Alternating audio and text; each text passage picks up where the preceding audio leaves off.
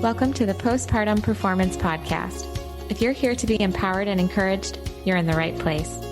I believe every woman deserves to learn who's in her corner, which is why this podcast was created, to share encouragement and intentional conversations around women's health, nutrition, and wellness for new mothers. In each episode, we will discuss ways for women to find truth for her health, to feel strong, and to be confident from the inside out.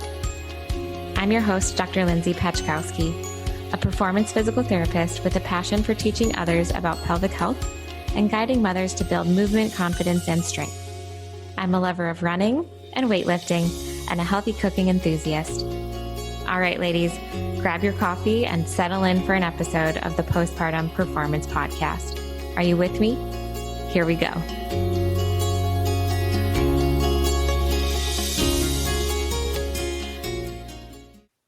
Hey, ladies, welcome back to the Postpartum Performance Podcast. Today on the show, we have Dr. Amy Chadwick, and we talk about endobiogenic medicine, Ayurvedic medicine, her life in Alaska when she was living there, grounding yourself, and so much more. I'm really excited for you guys to learn a lot from this episode. A little bit more about Dr. Amy. Dr. Amy Chadwick has practiced naturopathic medicine for 15 years in both Alaska and California, serving patients of all ages and stages of life. She specializes in systems biology and integrative physiology and teaches and writes a diverse range of topics. Her practice is currently in Carlsbad, California. She graduated from NUNM in Portland, Oregon, and Dr. Amy interned in women's medicine and the treatment of chronic disease using biotherapeutic drainage. 8 years of clinical experience and practice in Alaska honed her diagnostic skills and trust in the innate power of the body to heal. Dr. Amy studied Ayurvedic medicine and completed a postdoc fellowship in endobiogenic medicine, using ancient and modern principles and recognizing the endocrine system as the manager of physiology allows for a profound understanding of why repeated or intense stressors, emotions, and belief patterns lead to imbalance and disease. With this precise understanding of individuals' strengths, superpowers, and vulnerabilities, and an immense trust in life's delight in being each of us, a map emerges for effective treatment that is concise, efficient, and self-empowered. Ladies, this was such a fun episode and just a conversation with Dr. Amy. She's such a sweetheart, and it was just so fun to really dive into some of these topics that a lot of times people don't really know that much about. So I am excited for us to jump in. So without further ado, here we go. All right, Dr. Amy, welcome to the Postpartum Performance Podcast. So happy to have you on the show today. Thank you. Thank you for the invite. It's a joy to be here. Yeah, this is going to be fun. So before we get started, I would love for you to share a little bit about yourself, personally, professionally, with the audience, so we can get to know you a little bit more before we get going. Okay, great. So I'm Dr. Amy, and I'm a naturopathic doctor. And we'll get into, I think, as we talk a little bit more, sort of what the lens I look through in terms of naturopathic medicine is, because I think for anybody who has explored seeing a naturopathic doctor who has worked with them, you'll find out quickly, like, we are a very eclectic profession, which is beautiful. But that also means that each of us really comes through kind of our own lens and perspective. And so yes. I definitely have that. Personally, it's, I was just thinking about this the other day, how much I've had just a lot of really amazing and varied experiences in my life and different jobs and different dynamics. And I've lived in places that are, super remote, and also now in a city, and like all these different dynamics, and had just this incredible, because my passion is really watching how the world works and putting the pieces together and understanding like what makes each thing unique and beautiful. And I just have this sense of like wonder about every piece of life and how amazing it is. And being able to see how each part of life shows up in different parts of the world or even different parts of the country has been an incredible gift for me. And so I feel like my learning, who I am as a doctor, who I am as a human has been so formed by those experiences and by the patients that I've been able to just be with and hear their stories and be present with for the past 15 years. And some of those are still patients of mine. So I've got these long-term relationships with people that are so beautiful. Oh, that's awesome. That's awesome. Yeah, we'll definitely be diving in because, yeah, like you said, there's a lot of almost like different niche specialties within the naturopathic doctor realm, which when I had met with you, and we were kind of just talking through what you do, I was just so intrigued with just the experience that you had. And when you talk about remote places that you've lived, like Alaska, which I'm sure we'll jump in on some of those experiences as well.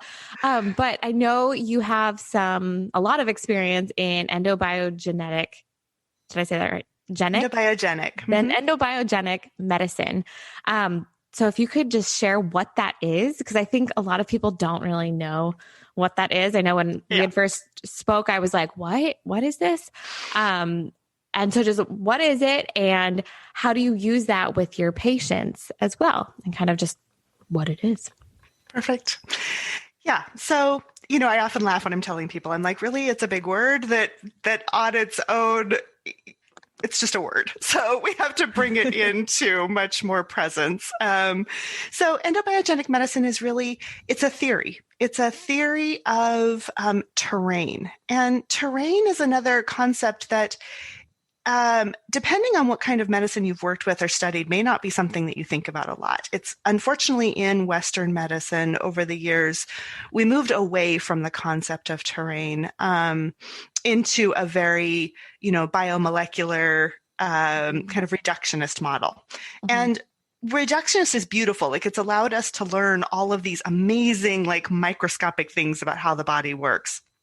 But the importance of a terrain-based model is that we take all that we've learned about the microscopic and we constantly place it back into the big picture of who are we as a human. And so a terrain model is constantly coming back into that and saying, oh, who is this person?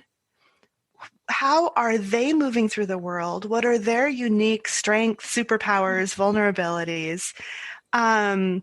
What's their potential? And then what have their experiences been that have created a particular kind of soil or dynamic in them that sets up why we excel easily in certain areas and why we also go out of balance or become ill in certain areas, why certain stresses or certain phases of life are more difficult to adapt through for some than others. All of those pieces get put back into this whole person in their whole environment. And so we really then get to ask the question of, first of all, I like to ask, why does this person have the superpowers that they have at this time?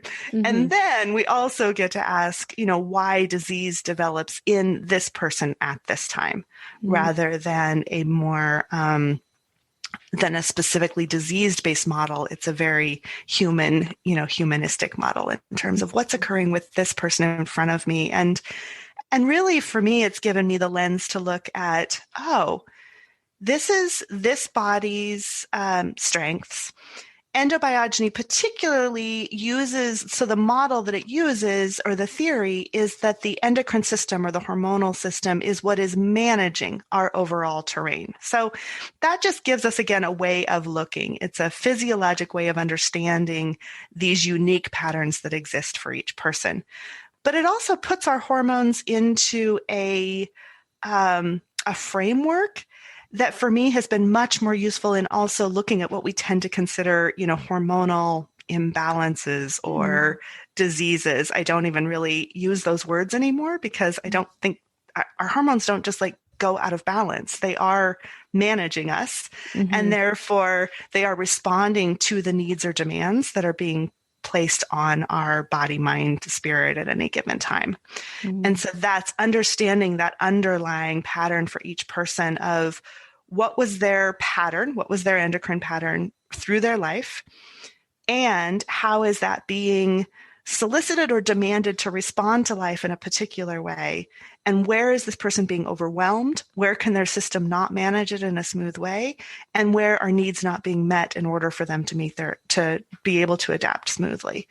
And when we've looked from both those sides, then we can be much more precise in not just treating, and really supporting this life-affirming self-agency of, oh, I am this amazing being who, I'm not a rose trying to be an oak tree. Like, I'm a rose being a rose. Mm-hmm. And this is what I need. And this is how I meet those needs. And therefore, every choice I make, whether it's what I eat or how I move or take a medicine or see a particular doctor or engage in certain relationships, can come from that.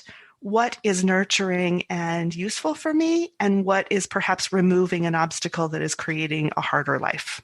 That's such a good just explanation of that. I think it's very individualized, which I love that, because we'll see in our PT practice, yes, there are certain things that you might notice patterns with certain people, sure. But there's still different things. You're Yes. still a different person. And so I love just being able to take in, okay, this is how their body is responding to X, Y, and Z. And that's, even if you think about like family members or friends where they can go through the same experience, but someone's body responds maybe with a more physical symptom, where someone else might respond with like more of an emotional symptom, or Exactly. so many different things. And I think that's so interesting to take that perspective and to implement that.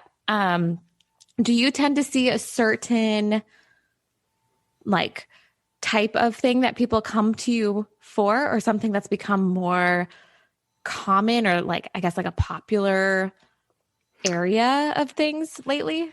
Yeah, it's interesting. I mean, in general, my practice, and this serves me, I tend to be the other sort of terrain model that I use is Ayurveda. And so I often speak in terms of dosha, and I have a pretty strong vata constitution, which means that it's air and ether, and it's movable and changeable. And that means that I get bored if something is the same all the time. And I want to be like creating new patterns and thinking of new things and hearing new stories. So because of that, my practice has constantly been one of, treating people from newborns to at the end of life, so throughout our entire life experience, I've been able to see and work with people. And I've kind of intentionally never created a niche in terms of a particular kind of diagnosis or pattern either. My specialty is definitely in the way that I evaluate and see the patient, and then the tools I use to do that and work with them. But with that, it's always interesting seeing how patterns form in different places, in different locations. And yeah, there's so many factors that come into that. So like while I was living and practicing in Alaska, I did a lot of family medicine and a lot of family care. And in California, there's been less of that, partially because of the insurance or lack of insurance model and cash-based and other things. And so at this point, I would say, I'm trying to think if there's even any, I do work with a lot of people with a diagnosis of a thyroid issue. I would not say it's always a thyroid issue, but the thyroid has been the thing that they've originally been told is going on. Autoimmune diseases, some patients with cancer, a lot of mental, emotional, anxiety, depression, managing life, and then life transitions. So whether that is getting ready to get pregnant, sort of moving through our 20s and 30s and the life transitions that exist there, or even teenagers and the life transitions that are there. And so each of the things that come up with that. So it may be that we're working with acne in a teenager, but it turns into all the things that are life transition as well. And then in a, 20s, 30s, it's often about finding our place in the world and where we're going and all those pieces, or preparing for fertility or relationships. And then certainly, one of the other big hormonal transitions in our life is pregnancy. And so how that affects people's physiology and that postpartum time. And then menopause and andropause are the next sort of big phase where often I think people seek care because things are changing in their bodies. That's so good. Do you notice? So I know you work a lot with belief patterns as well. And that kind of fits in, I would think, with this a little bit of that terrain model somewhat as well, because it's kind of more things going on than just like the physical and the everything. It's like the mental side of things, the emotional side of things. Do you have any, I guess, strategies or things for women that are pregnant or postpartum for some of the like belief patterns or anything that you've noticed with, because that's a huge life transition. It And is. so the belief patterns of, becoming a mother, also the like, will I be good enough? Or like, being able to provide and whatever that looks like. What are some things that you would share with those women? Yeah, that's a beautiful question. It was interesting. I was walking my dog this morning and thinking about how often we think of our bodies as working against us or not working well, or we're afraid they're not going to do what they need to do, or all of these things. And I had this thought as I was walking, and I'll probably need to flesh it out a little bit more, but that the only part of us that is capable of working against us is our mind. That there really isn't any other part of us that isn't just flowing with nature. Like our body is doing what it needs to do in any given moment. It may not be comfortable, and it may be in a disease state, or it may feel broken, but it's still responding to its environment in the best way that it can at that time. Whereas we do have this capacity as humans to actually be in argument with reality. And that is not necessarily to our benefit. It's like that constant being in argument with reality. And I think this is one of the challenges that then has created an environment where we constantly are looking for answers and affirmation and a what do I do next and how do I do it from our external world. And so we have this society right now. And I honestly, I think motherhood is one of the areas where we have the greatest number of societal opinions and judgments of any other phase of life. It's like everybody has an opinion about how you should be doing it, when you should be doing it, how to do it well, what it looks like. And yet it's one of the most natural things that we also do as humans, or as any species. Like everything does this. And so one of the biggest gifts that I think pregnancy can give us is an invitation to really, there's an energy that goes with pregnancy that is stronger, I think, during that time than often at other times, that allows us to just really drop into ourselves and practice trust. Because the reality is this baby is growing within us we're not able to do anything about that. We aren't, we can make healthy choices just like for our body, and we can follow the patterns that are being invited, but we aren't actually, like, our mind is not going to do anything about how that baby grows, or we don't get to control that experience or that dynamic.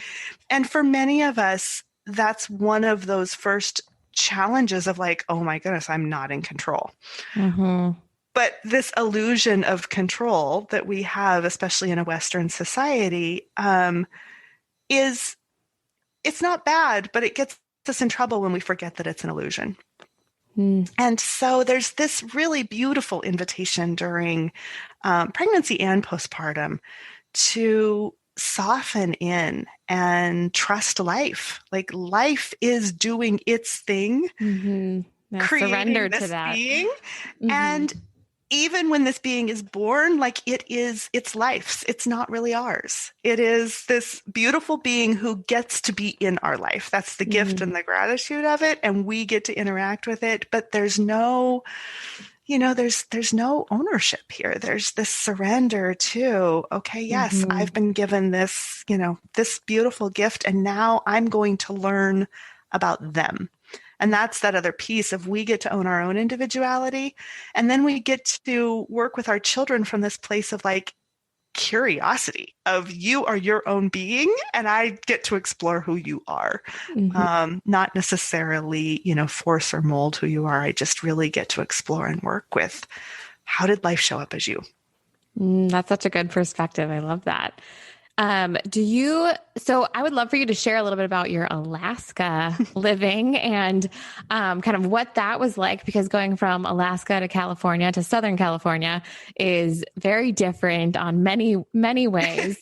So if you have, I believe you had shared with me a good story the other time that we were talking, but like a favorite memory of living in Alaska. And then also, because you were there working, obviously, and kind of doing your practice and stuff. So the things there and how they're different from here, whether that was certain presentations of things. I know you said you did a little bit more family practice there. But yeah, I would love, because it's so different. It's so different, Alaska to here in California. It is. I mean, I moved to Alaska for undergrad. So I was 18 when I first moved up there. And what had you decided? Why? Because they had the program, or was it just like, I want to go to Alaska? It's a long story. I won't tell the whole story, but it really was this very interesting journey of being a very practical child I knew when I was 9 years old, I wanted to be a doctor. And I didn't grow up in a lucrative family. We didn't have a college savings plan. So there was always that, like I knew I would need to go to school based on academics and then probably work my way through school. And I had this whole sense of like, okay, this is undergrad and then med school. And so in that process, that became part of my decision-making about where to go to school. And so even though I got these beautiful acceptances to amazing schools in the country, there would only be these partial scholarships, and then their tuitions were giant. Mm-hmm. And so this dance of trying to figure out how to balance that, like, what's the best school for its science program and its exploration and those things, and then what can I afford? Mm-hmm. And I kept getting a postcard from Alaska that I actually kept throwing in this was obviously pre-internet. So many of you listening will be like, what? But all of the college all the college things would come in mail form. So like as a junior or senior in high school, you get this stack of university brochures and postcards and university advertising, basically. Mm-hmm. And so I would have these piles of like possibility and no way.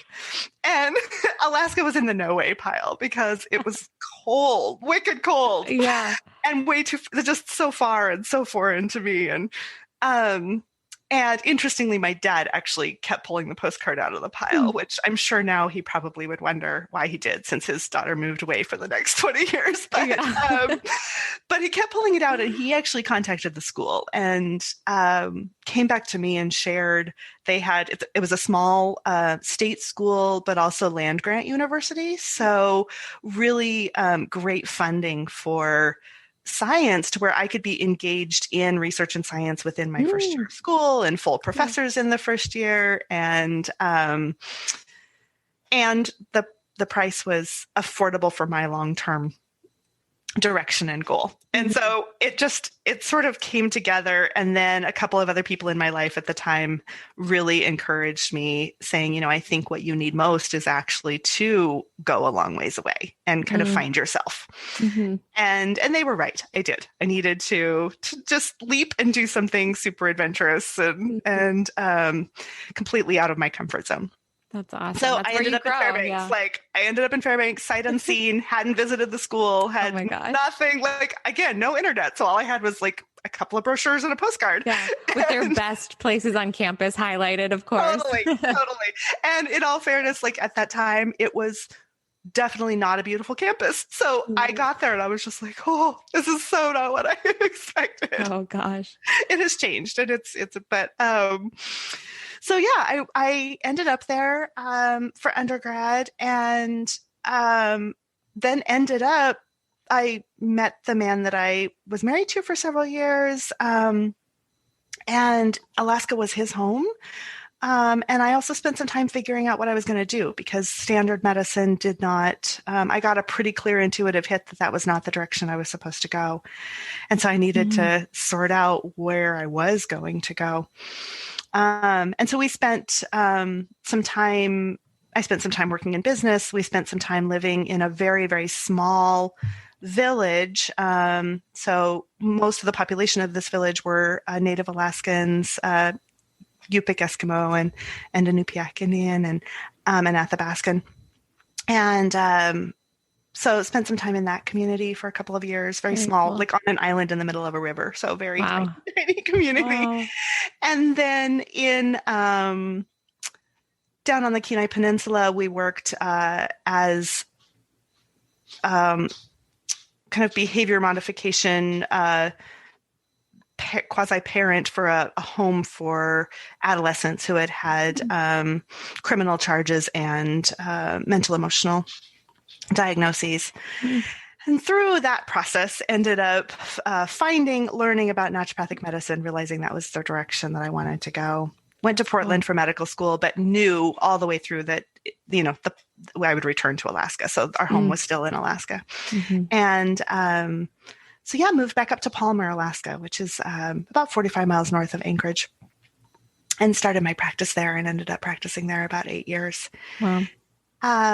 And it's, there's so many things. It's interesting to me how the environment impacts how people show up and who we are. And the town that I was in, Alaska, was at the base of basically a glacier and a glacier river that came down through the land. And so it was incredibly fertile soil. It was beautiful farmland. It was for the short growing season.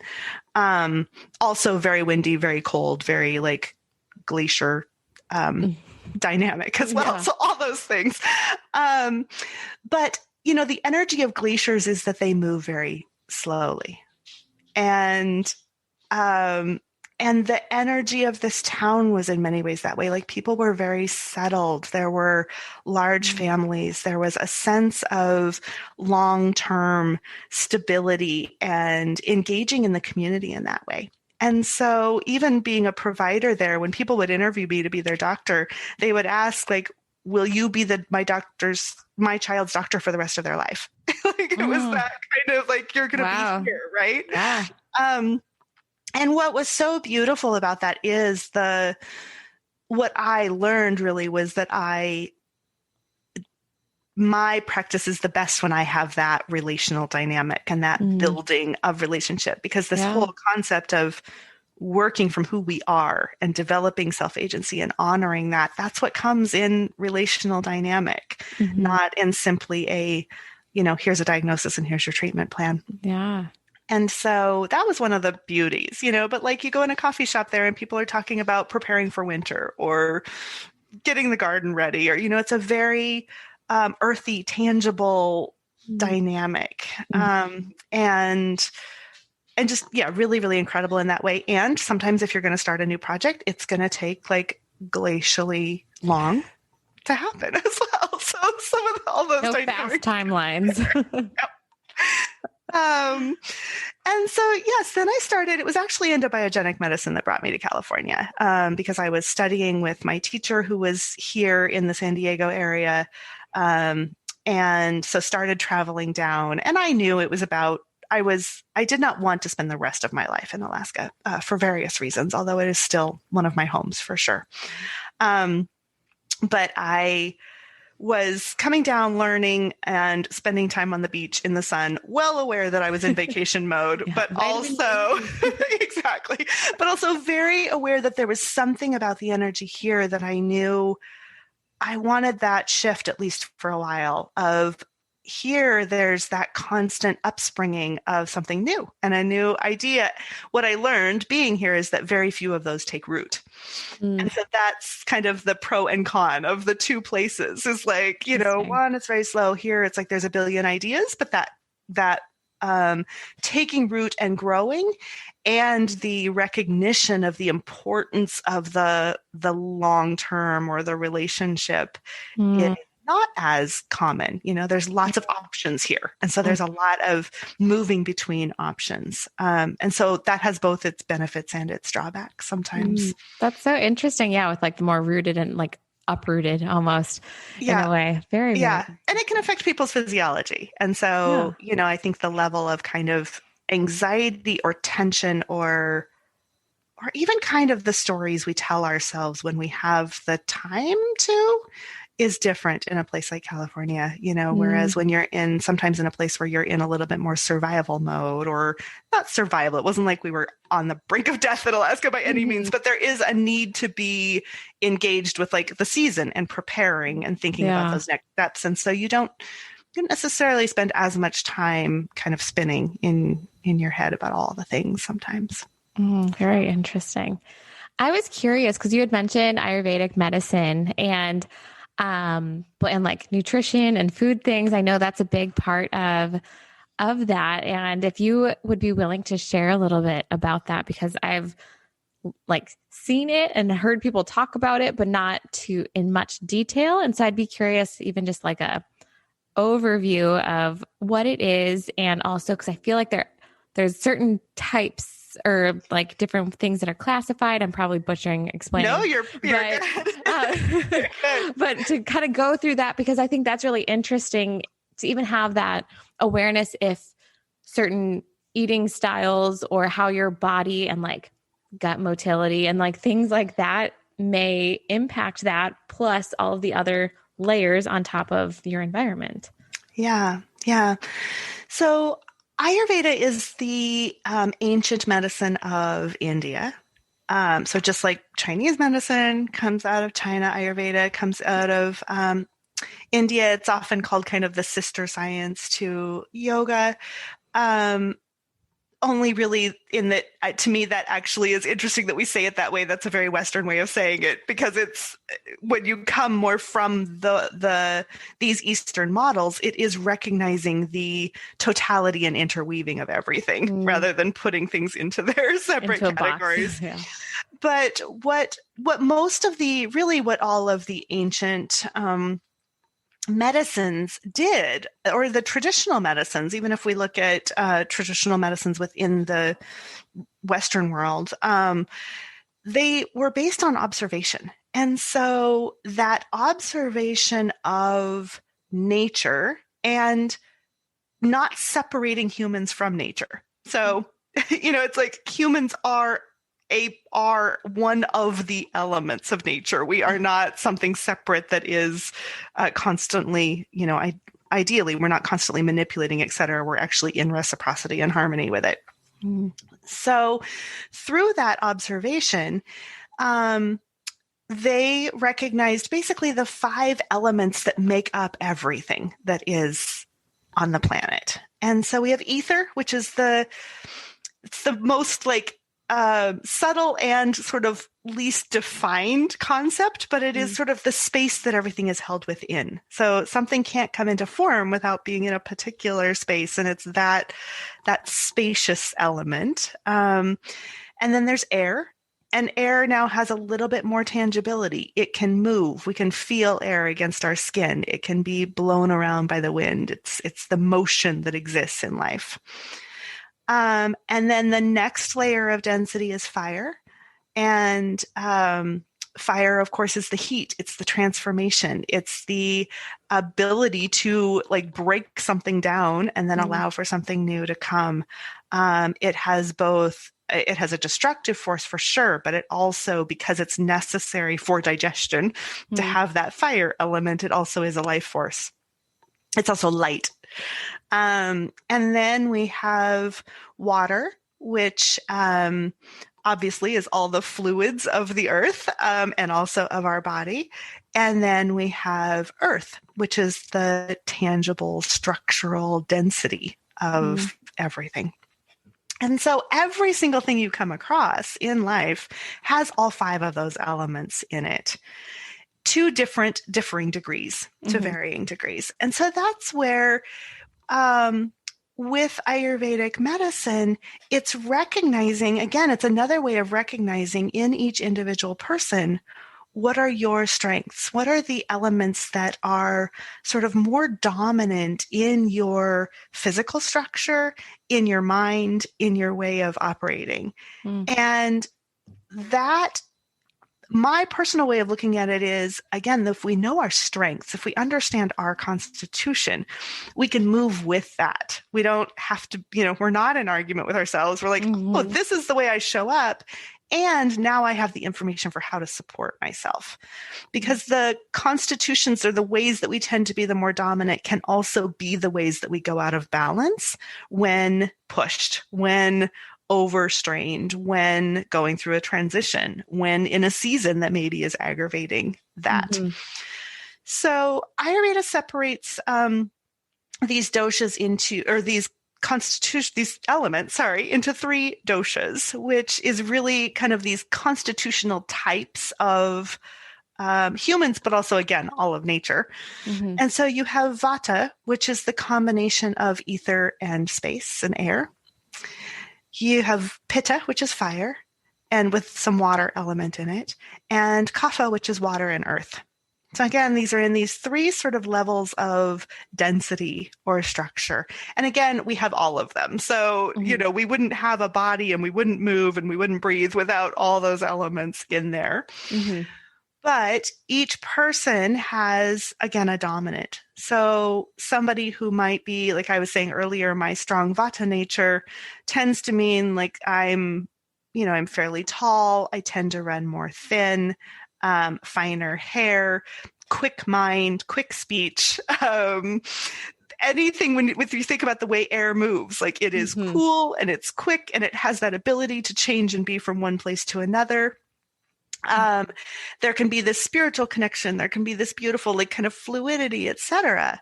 But the downsides of that are that air and space are not grounded. They're not in their bodily form very easily.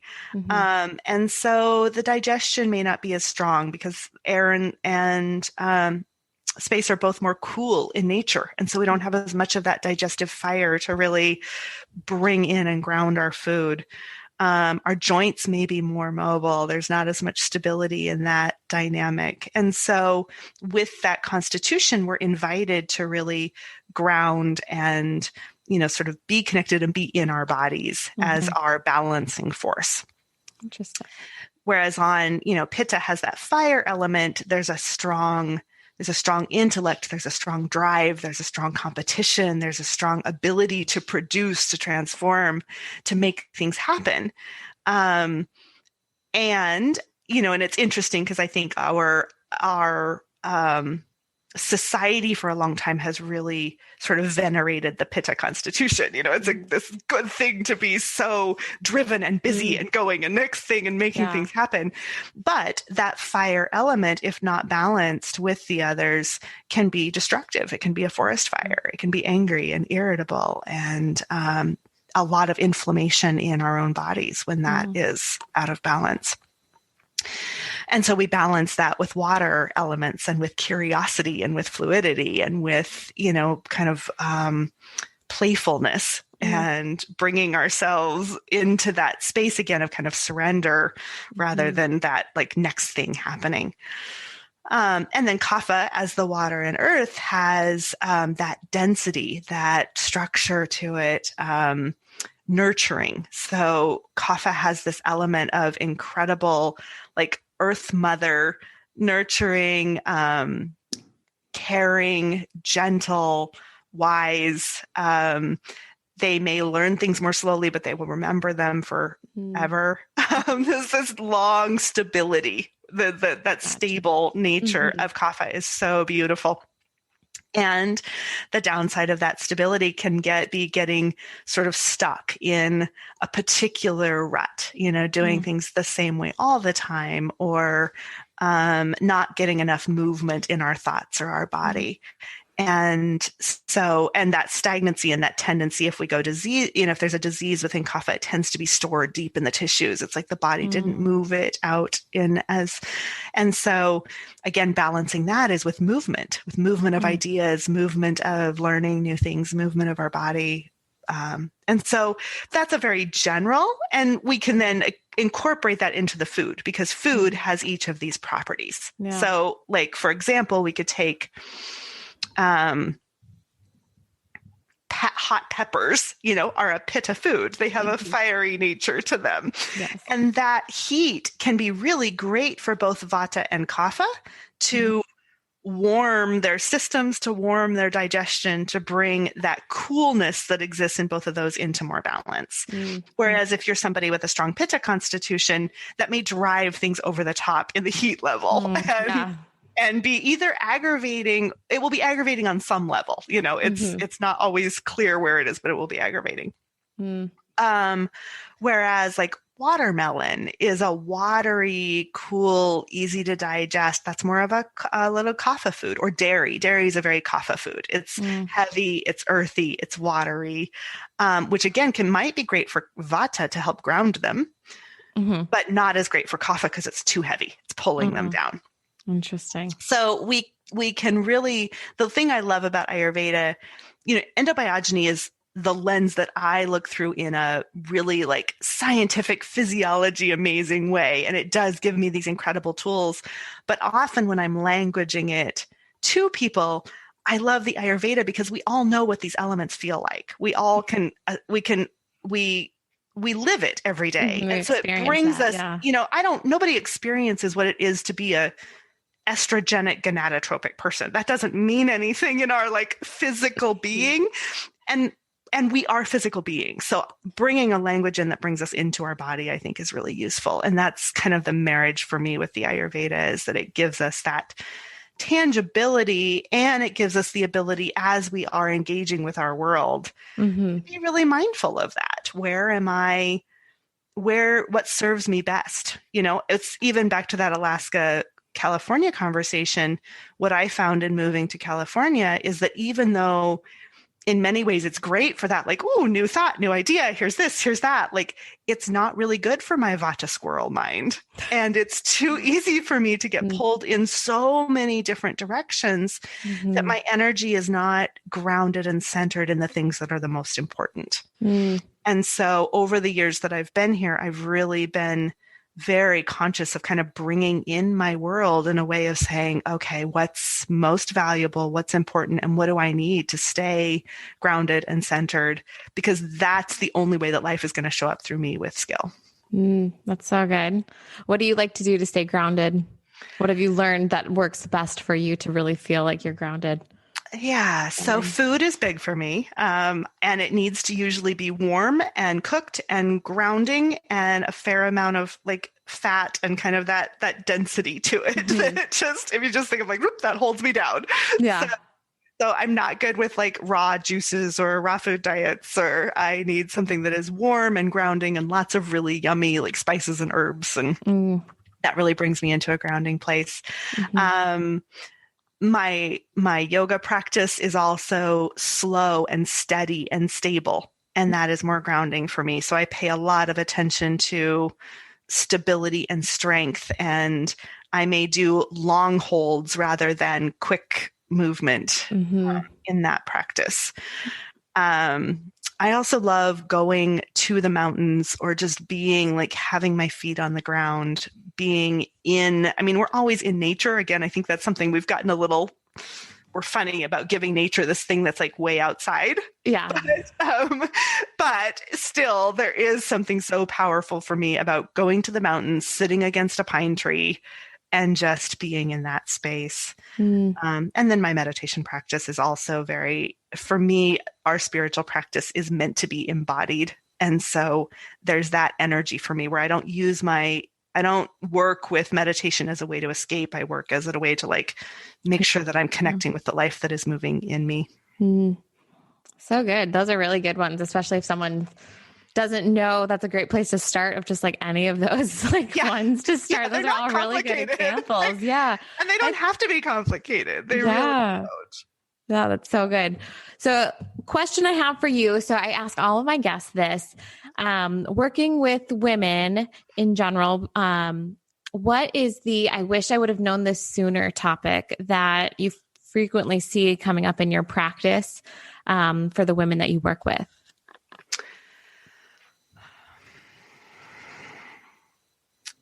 There are so many. There's a few. Some is, and I think maybe we're getting better at this, but just knowing how your body works. For me, there's a big part of my practice that is that education of this is how your body works. This is what your hormones are doing through the month and through the cycle.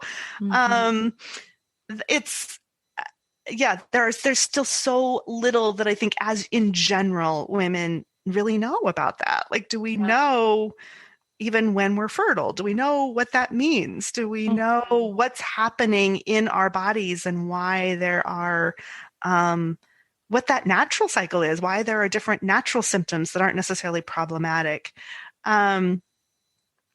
Also, this concept that, again, your hormones aren't working against you. They aren't, they aren't going rogue. They're not taking not packing up and going their own way. They are responding. They are responding and working together in harmony. So that's the other piece is so often we learn, like, even when we talk about hormones, I think most people think like estrogen, testosterone, progesterone, because we talk so much about those as sex hormones. But when we're talking about our endocrine system, it is all of the hormones that operate in our body with, this communication and management of how we move through the world. And they all have to work together. So oftentimes the symptoms that may be arising that we associate with a hormonal imbalance, that symptom isn't actually associated with the hormone that we've tied it to. A lot of the symptoms that we've said are related to estrogen or to, a PMS period or something are often related to the other hormones that are in harmony with estrogen, helping it work in its efficient way during that period of our cycle. And so again, getting some like roots into that gives us more tools for what to do or how to support ourselves, or being able to understand, oh, this is why I'm creative during this part of my cycle, or this is why I rest a little more, or this is where I'm like, I can just do things in a linear way, and being able to follow that rhythm. And that I personally think for women, that rhythm is one of our superpowers. And to be able to move through the world in rhythm and harmony with that rather than an argument with it. Yes, it's taking a societal shift to do that, and I understand that, but it really is powerful when we can start to even just lean into that a little bit of, oh, these are the times of day, these are the times of month, this is how I can kind of move through my world in a way that is more fluid. And I love that. That's becoming, I think, more talked about. It's not like mainstream by any means, but just like the ability to, you can change how your workouts are at that certain time of the month. You can change what you're eating. And it's like to optimize your body. Like when you think about people trying to do a lot of the like biohacking, like health hacks type stuff of like, what can I do to get to the next level? Like as women, we have such an awesome opportunity that we just naturally have, and just to lean into that more. I think it is so cool because it makes sense. Like intuitively, there's certain times in the month where you're like, dude, this like HIIT workout is not jiving with me. And then not gonna happen. And like, oh, I really want to do more of like a restorative, like yoga or stretching or mobility, just like gentle, or like a walk. And just like leaning into that and being able to know that it's not like good or bad or what you're doing. It's like, you're listening to how your body is doing and taking that into account. I think it's powerful for more people to start, or more women to start kind of having that awareness and to actually apply it into their day to day is like, superpower. Like you said, it's a superpower. Yeah.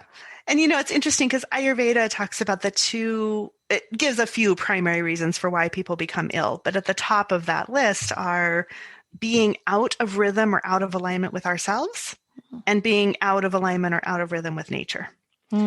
And it's really interesting, then when we look at modern society and the kinds of diseases that are forming and other things, so many of them, while that seems in some ways too simple, it's not, but it's also not, it's not like an automatic process to suddenly bring ourselves back into rhythm either. But it is this beautiful invitation. And I think, again, as women, our cycles give us just like pregnancy gives us that invitation to like surrender to life forming. Our cycles give us that invitation to have a rhythm that we're very aware of and tied into.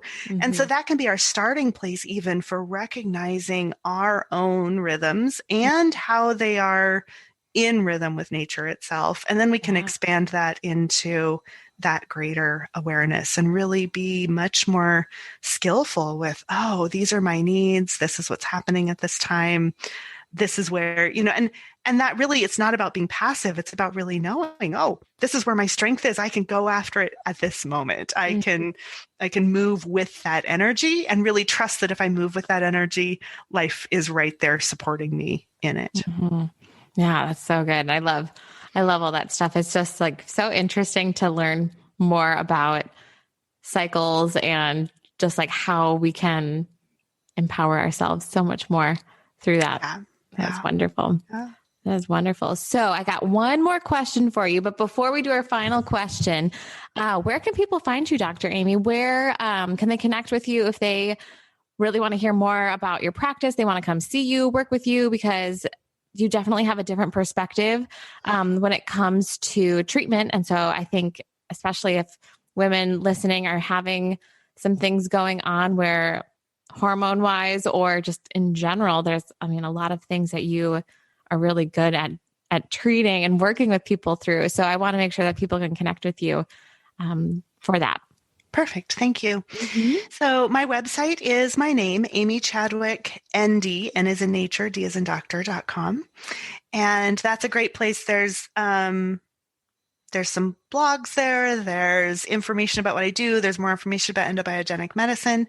I also have a podcast, and that also is on the website called Life Inform. So you can access it via the website, amychadwicknd.com, or it's also on Spotify and Apple and all the other podcast sites. So whatever one you use, Stitcher, so those are the best ways. The website has all of my contact information. I'm also on Instagram at amychadwicknd, and yeah. Cool. We'll put all that. I'm not your most prolific poster in lots of those areas. So no, because you're busy working with people.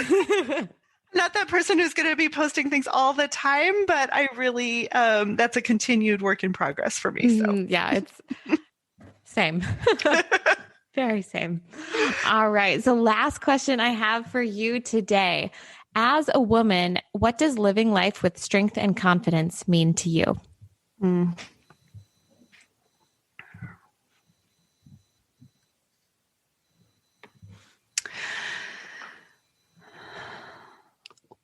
One, that strength and confidence really for me comes in this, that constant invitation to really know and honor myself. And as much as possible from a place of curiosity, of wonder, of, really dropping into what are you feeling and what do you need? That does not mean that I don't have my places of, judgment and criticism and struggle, but I know that the power or that confidence comes definitely in that really dropping in and trusting. And there's, for me, there is absolutely that knowing that there is a universal life force that is so much bigger than me, that became me. And being able to delight in that, like being able to just say, thank you, like life, you became me as me. And so what can I do to serve? What can I do to serve life with the skills and the gifts and the weaknesses and the places that I need to develop, all of that as part of me. And how do I, for me personally, there's a constant invitation to constantly look for truth and question everything. So not allowing, just being really willing to invite that, okay, is what I'm thinking right now, is what I'm believing, is the process I'm going after, is even the thing that I'm teaching or saying, is it true? Is it pointing towards truth? Or is it worth investigating? And often if there's a question about whether it's worth investigating, then it's the invitation to get quiet and really listen, and listen to life itself, listen to the people around me, listen to the other stories that are coming up, and be willing to reframe and find a new direction. That's so good, Amy. I like that. So good, because that's definitely getting out of our head, but in our head at the same time. Yeah. Those belief patterns and everything. That's so awesome. And my life, we have that. We have all those changes. Yeah. Our world changes and grows, and my body has been through a lot. And, it gives us more space for being able to hold where we are at any moment. And from that, yes, it's from that joy, from that being who we are, we do the things that we need to take care of ourselves. So I can eat in the way that serves me. I can move in the way that serves me from a place of that love and curiosity rather than a judgment or a criticism. So, oh, that's so good. I thank you so much for being on the show today, Dr. Amy. A lot of stuff that we talked about, I know I learned a lot. I hope listeners did as well, because there is just so much stuff that just hearing different perspectives and just different approaches to medicine and to health. And I think it's great to get that out there because I think more people need to know that there's other options. So I appreciate your time and obviously your knowledge and sharing all of that with our listeners today. Thank you so much. This was fun. Thanks so much for listening to this episode of the Postpartum Performance Podcast. I appreciate you taking the time to listen, learn, and grow. If this is your first time tuning in, thank you so much for being here.